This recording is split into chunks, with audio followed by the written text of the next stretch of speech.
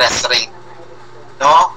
Kung tanawon nimo class, no, diri sa kuan nato, ang interest rate niya, ang amount sa iyang note receivable is 30. No, so 30 gina siya.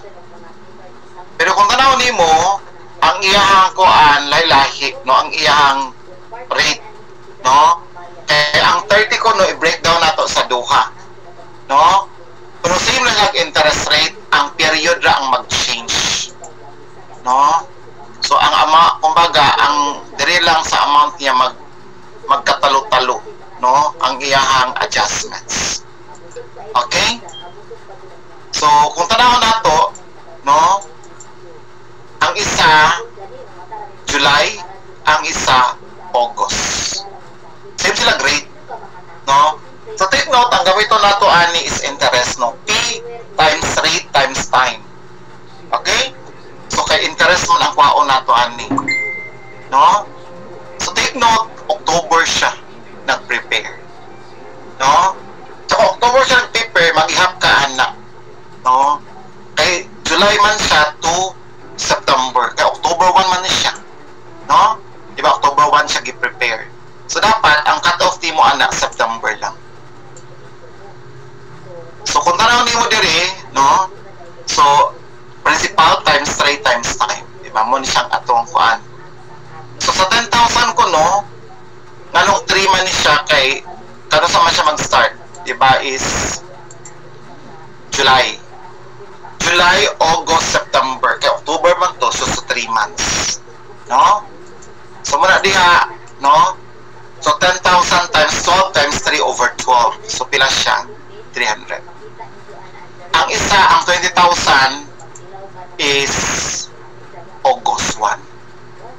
Same sila interest rate.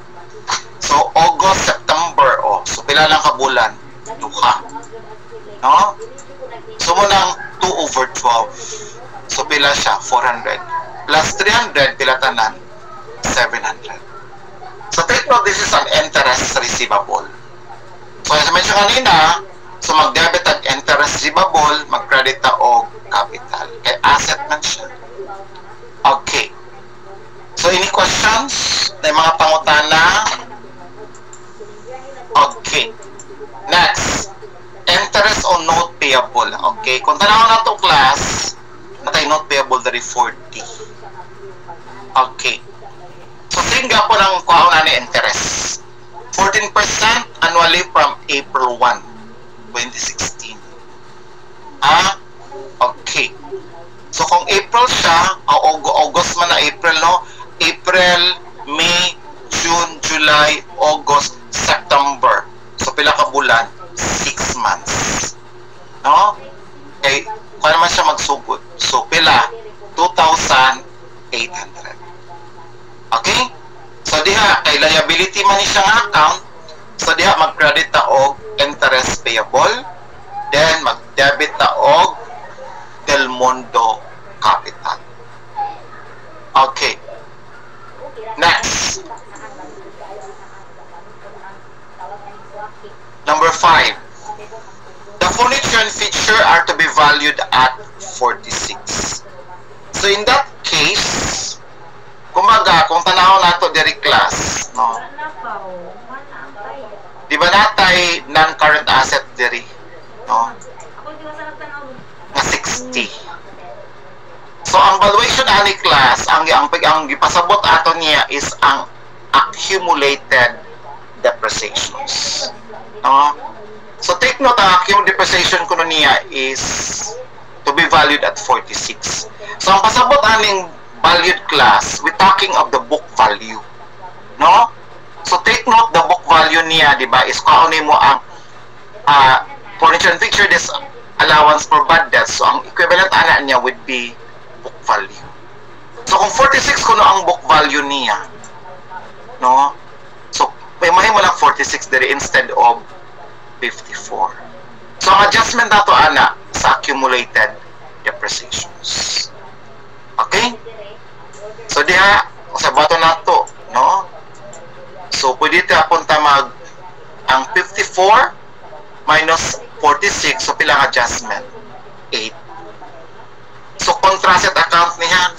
So diya ay non-current asset man ni siya, so we are talking of accumulated depreciations. Kay equipment man ni, no? So tanaw ni mo ha, under siya dito sa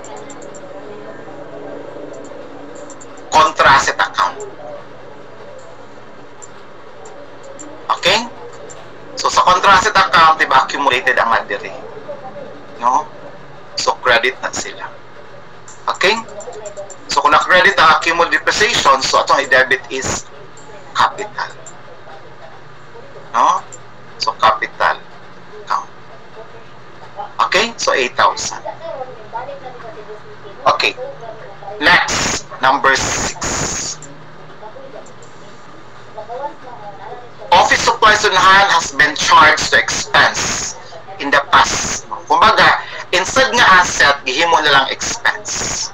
So kung tanaw ni mo class, wala office supplies diri. Huh? Kaya nga naman, gihimo man nilang expense. So wala makita ni mo.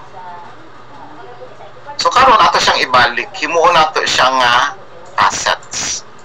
So it means ato siyang i-debit, no? Mag-debit ta og office supplies, then mag-credit ta og Del Mundo capital. Okay? So 4,000.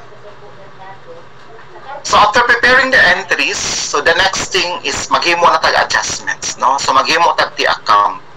So take note ang mga ti account class, we have to include katong na mga adjustments. Number 1. Okay? Ano ba adjustment nato is ang kini inventory, no? So take note class ang inventory, no, is sorry.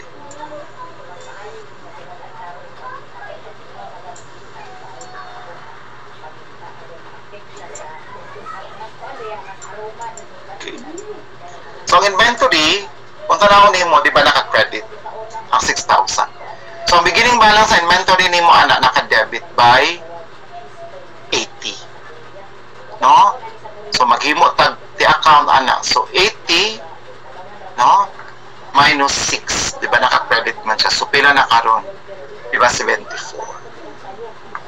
Next is ang allowance for bad debts, no? So kung tanaw nimo ang allowance for bad debts nato beginning na atay 10. Plus ang adjustment nga 2. O diri. So pila ta lang adjustment nato himong 12. Okay. Number 3. Diba interest receivable siya, no? So naka-debit siya.